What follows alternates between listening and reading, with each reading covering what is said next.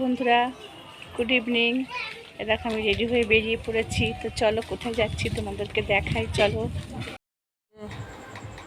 দেখো টোটোয় উঠে যাচ্ছি, এই যে যাচ্ছি এবার কাঁসাপাড়ায় পৌঁছে গেছি। তো দেখো এবার বাচ্চাদের দোকানে গেছে। দেখো ছোটো ছোটো জামা কি সুন্দর লাগে, দেখো জামাটা কি মিষ্টি লাগছে দেখতে। তো এরকম কতগুলো জামা দেখে নিয়েছি, এর মধ্যে একটা পছন্দ করলাম। এবার তারপর চলে গেছি শাখার দোকানে। শাখা কিনে হয়েছিলাম একটু মোটা মোটা দেখে, শখ ছিল একটু মোটা শাখা, সে আর হলো না। তারপরে যে মেয়ে চলে এসছে অফিস থেকে, মেয়েকেও নিয়ে নিচ্ছে একসাথে। তারপরে দুজনে মিলে বাড়ির পথে রওনা দিয়েছে। এই যে পৌঁছে গেছি আমরা। তো বন্ধুরা দেখো প্রায় সন্ধ্যা হয়ে এসছে।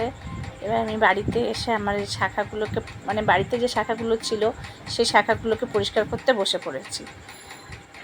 এই যে দেখো, আসলে শাখাটা যেটা পছন্দ করেছিলাম সেটা অনেক দাম হয়ে গেছিলো, ওই জন্য আর কিনতে পারলাম না। তো ঘরে যে শাখাটা ছিল ওটাও ভালো মোটা শাখা ছিল, ওটা একটু পরিষ্কার করে নিলাম। সেদিন ভেবেছিলাম একটু মোটা মোটা শাখা পরে এটা রেখে দেবো, যখন হলো না তাহলে এটাই পরিষ্কার করে নিচ্ছি। দেখো পরিষ্কার করার পর পুরো দেখো ঝকঝক করছে, খুব সুন্দর লাগছে দেখতে। আর বেশ ভারী শাখাগুলো, এটা পুজোর সময় পরেছিলাম আমি। তারপরে এই যে শাখাগুলো ধুয়ে টুয়ে নিলাম, ভালো করে ধুয়ে টুয়ে নিয়ে। এবার দেখো সুন্দর লাগে না, হাতে ভরা ভরা, বেশ ভালোই মোটা। কিন্তু এগুলো কিন্তু আমার ইচ্ছা ছিল একটু মোটা পড়া, সেটা আর হলো না। আসলে অনেকটা বাজেট হয়ে গেছিলো আজকে সকালবেলাতে। এই যে আমার আইসিটা না, আগে লোহার পাতটা পুরনো মানে পাতলা হয়ে গেছিলো, ওই জন্য পাতটা পাল্টাতে হলো।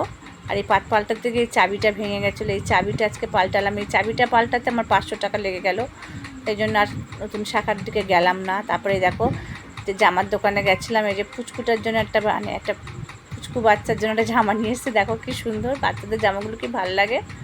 এই জামাটা পছন্দ হয়েছে আমার, এটা নিয়ে ছোট্ট একটা প্যান্ট।